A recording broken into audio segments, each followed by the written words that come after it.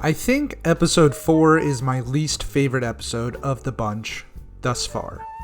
Like, subscribe, comment down below, and tell a friend if you haven't. If you're new, check out the rest of the channel and let me know what you think. Let's dive into Agatha All Along, episode 4.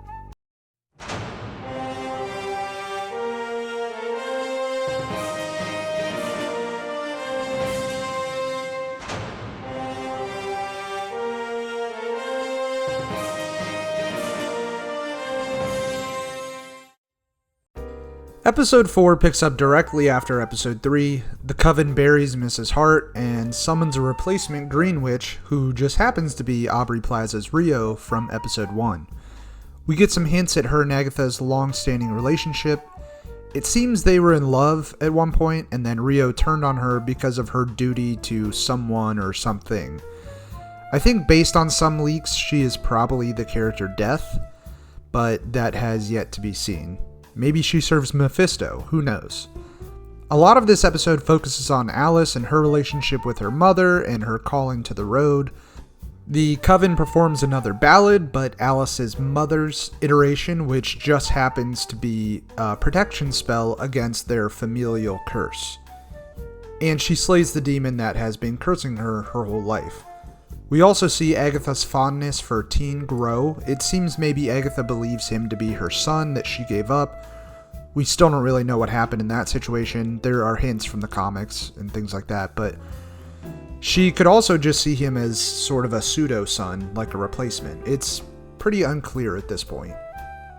I think there is a lot to enjoy in this episode. There's a lot that is good, but I absolutely did not like the ballad performance. And look, I enjoy musicals, I have nothing against them, but I just thought the concert they did was just so cheesy and campy, and it just made me cringe the whole time. It wasn't like in episode 2 when they entered the Witch's Road and they had to sing the ballad a cappella. That was cool, and it made sense to the storyline. They opened up the Witch's Road, and I guess this sort of makes sense with Alice's mother, but I just didn't like it. It was just so over the top and ridiculous and kind of corny and lame. I really liked seeing the curse in demon form though. I mean, for a show on disneyplus and more geared towards kids, the makeup and the design of the demon was surprising and I loved it. I liked the inside of this house they went to. It was all throwback, like retro 60s theme, like hippie style. It was pretty cool. Everyone had ridiculous outfits and hairstyles, which was kind of funny. And I enjoy the continuing trials that the Coven has to go through. I like bringing Rio back into the fold as well, and learning more about her and Agatha's relationship. It adds more context to what we saw in episode 1. I do get a little nervous about this show taking its time and unfolding some of the answers. I mean, we have 9 episodes, so it's not like it's going to feel super rushed in like 6 episodes like we got with Echo. I have hope that Marvel has sort of figured this piece out by now, but their track record the past few years, you know, you can never be too sure. I hope this show starts to pick up some steam though, and we get to see even more magic and witchcraft, maybe more demons, different supernatural things. That'd be cool.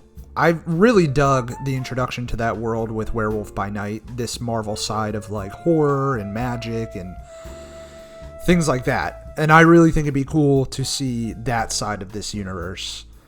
So yeah, that'd be awesome if we got some more of that. So far this show it's breezy to get through, it's enjoyable enough, and it's fun. Even though this episode for the most part was kind of a miss for me, I really do still enjoy the whole.